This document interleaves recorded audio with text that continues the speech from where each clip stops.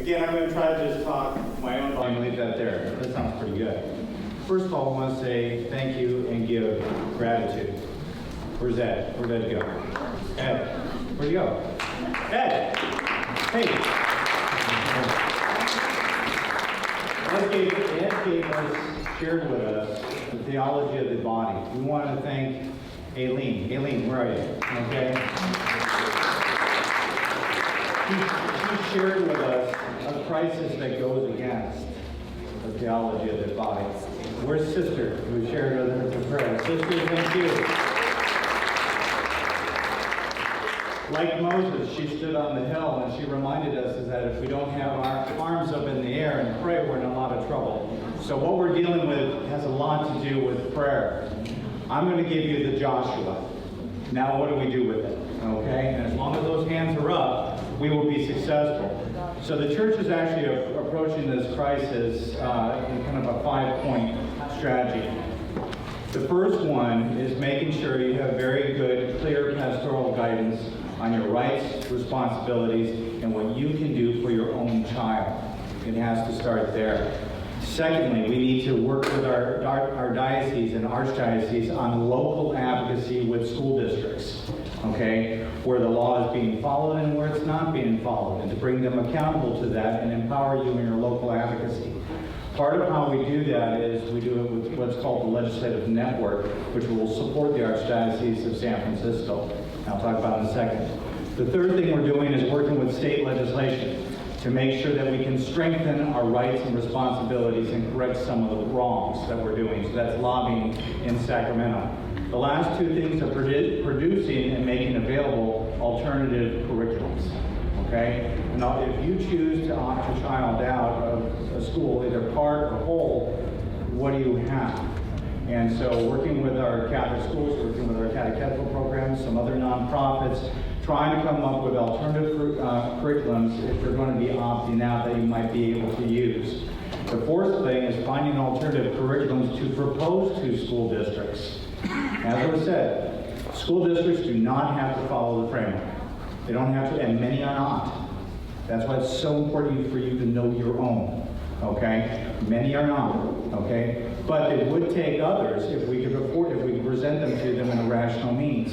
That means that we could be a great value to them. So those 5 things are how we're approaching it. On the third one, well, it's kind of hard to see. We are working a specific bill with the California legislature, Senate Bill 673, okay? It's Senate Bill 673. It will be heard in the California legislature in January for its first hearing. There's a long way to go in the legislative process. It's going against strong winds.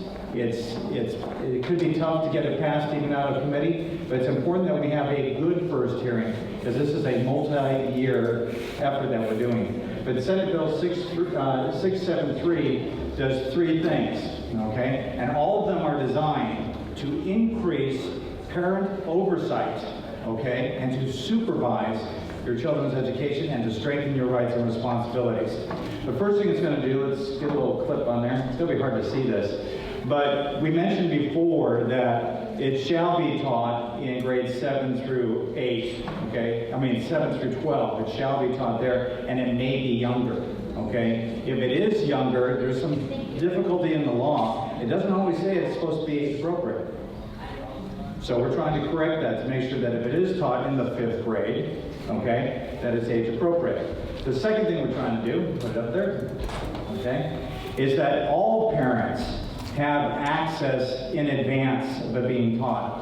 Some school districts are doing a great job. Everything's up there. You get your notice. You know you have it, and you can review it. It's on the website, but everyone's not getting that. And so we want to make sure that it gets on the website for your review so you can make an informed decision on whether you want to participate or not.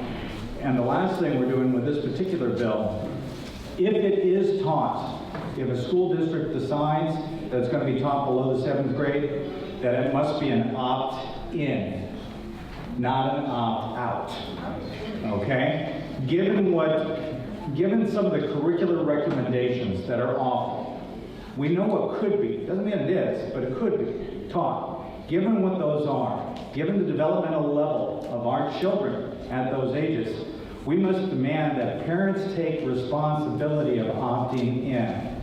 That's a parental responsibility. So for that younger age, we think we have a case for being able to do that with this particular piece of legislation. We could pursue this for the rest of the grades too, okay? But we're going to start with the youngest grade. So this particular bill is designed to do those three things. It's coming up in January. It helps us if we get to be organized at the local level.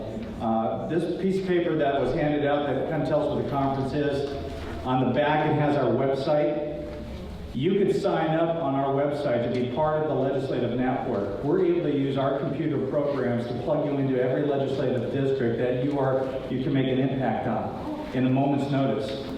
The Archdiocese can also use that same database for each of the 42 school districts that the Archdiocese of San Francisco is part of. So it's a very complex advocacy tool that's very powerful, and we need you all to sign up if you're not signed up. You can do it online, or I do have cards here that you can just fill up and we get you on there right away. Okay, and you be part of that. But that is something that we can be doing together to make sure that we make a difference in the third of those 5 strategies. But we thank you very much for being here and for being part of all this.